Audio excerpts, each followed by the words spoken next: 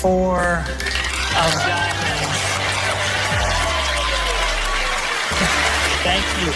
But I said that this was a trick not for the eyes, but for the mind. You see, there is no deck of cards. This is completely for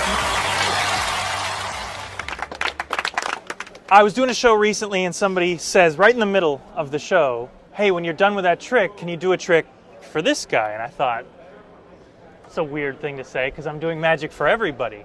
And he said, no, you don't understand. This gentleman's blind. And I thought, whoa, that's really heavy, right? Because everything that I do, everything magicians do is for the eyes. It's visual. But if he can't see, I have to fool his mind. So right on the spot, I thought of something and I did it, and I'm going to show that to you right now. So can I use you for this? Do you mind? Yes. All right, so assuming that you weren't able to see, I couldn't say pick a card because you wouldn't be able to see which one you picked. And I couldn't even say to you, here, take this deck of cards and take anyone out you want, because even if you could feel it, you couldn't see which one that you got. So I have a perfect way of doing this. You right or left-handed? Left-handed. So hold out your right hand, put your other hand on top.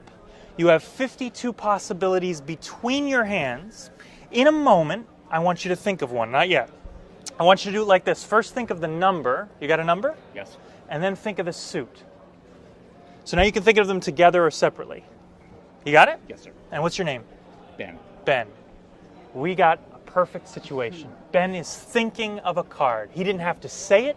He didn't have to pick it. He didn't have to reach into a deck. But we have a problem. We got 50, 60 people watching.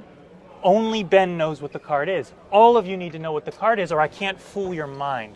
So here's what I'll do. I'll blindfold myself, and I'll turn away. And when I do, everybody stare at Ben's hands. I've got a way of coding the card in his mind to all of you where he doesn't have to say a word. Here's how it's going to work. When I turn away, Ben, I want you to deal the value of your card into a pile face down on the table as quietly as you can. So if you thought of 3, you just do 1, 2, 3, very quietly. And then to destroy the evidence, put the deck on top. If all of you watch, you'll know the value of the card, but I won't. Go ahead. Audience will tell me when Ben is done.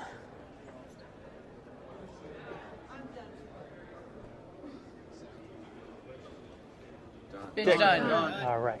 All of you know the value of the card, but you need to know the suit. So Ben, pick up the cards. I'll turn away again. If you're thinking of clubs, deal 1 card face down, deck on top. If you're thinking of hearts, deal 2, deck on top. Spades would be 3, diamonds would be 4. Audience will tell me when he's done.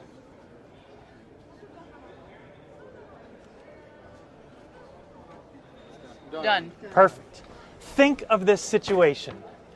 All of you know what card Ben thought of, and he didn't have to say a word. It was just in his mind, and now it's in all of your minds, everybody except for me.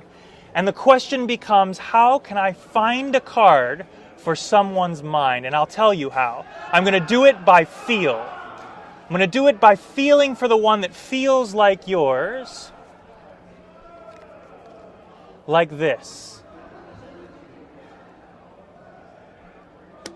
Something right here feels different. Ben, you didn't leave, did you? I'm still here. In a loud, clear voice, yes or no, did you think of the 7 of spades? Yes.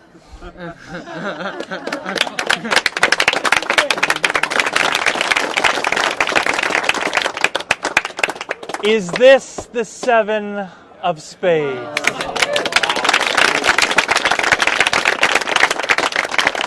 But you see, that's a trick for your eyes. And this is a trick for your mind. There is no 7 of spades. Truly no 7 of spades. Take a look at the cards. You can take a look. Look through them. Yeah, take a look. I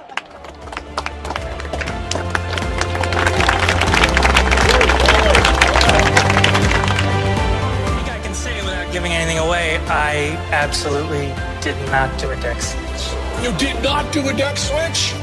Well, then I do know what you did do then. I think you fooled us. That was the way you did it. You didn't